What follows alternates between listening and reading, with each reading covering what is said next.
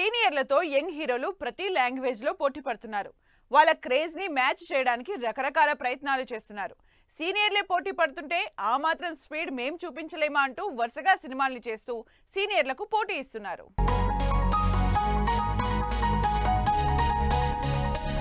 తెలుగులోనే కాదు, తమిళ్లో కూడా సీనియర్లతో పోటీ పడుతున్నారు జూనియర్లు. రజనీకాంత్, కమల్ హాసన్ లాంటి లెజెండ్స్ స్టార్డమ్ ని తట్టుకుని ఇండస్ట్రీలో తమకంటూ ఫ్యాన్ బేస్ ని సెట్ చేసుకున్నారు. అజిత్, విజయ్ లాంటి నెక్స్ట్ జనరేషన్ హీరోలు.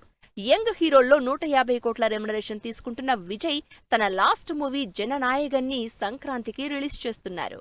ఎక్స్పెరిమెంట్స్ చేయడానికి ఎప్పుడూ ముందుండే విక్రమ్, సూర్య కూడా సీనియర్ల క్రేజ్ తో పోటీ పడుతున్నారు. సీనియర్లతో పోటీకొస్తోన్న మరో హీరో సూర్య కూడా లార్జర్ దాన్ లైఫ్ సినిమాలు చేస్తూ తన క్రేజ్ ని పెంచుకునే ప్రయత్నం చేస్తున్నారు. ప్రస్తుతం తెలుగు డైరెక్టర్ వెంకీ అట్లూరితో సినిమా స్టార్ట్ చేశారు సూర్య.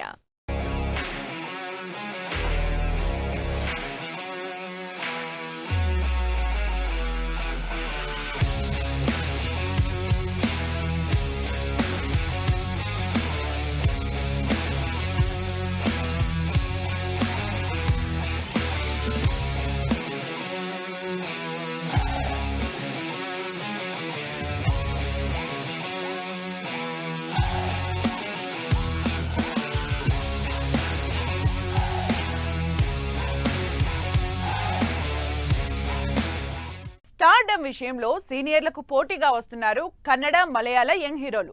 అయితే సినిమాల విషయంలో మాత్రం సీనియర్లకు ఎక్కడా రీచ్ అయ్యే పొజిషన్లో కూడా లేరు యంగ్స్టర్లు. అయినా సరే యంగ్ హీరోలు మాత్రం ట్రై చేస్తూనే ఉన్నారు.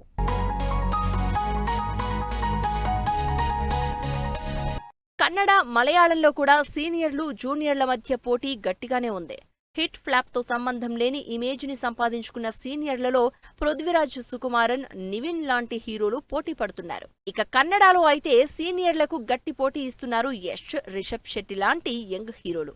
యష్ వేల కోట్ల కలెక్షన్లతో బాక్సాఫీస్ బద్దలు కొడుతుంటే, మరో కన్నడ యంగ్ హీరో రిషబ్ శెట్టి సరికొత్త కంటెంట్ తో సీనియర్ల సినిమాలకు గండి కొడుతున్నాడు.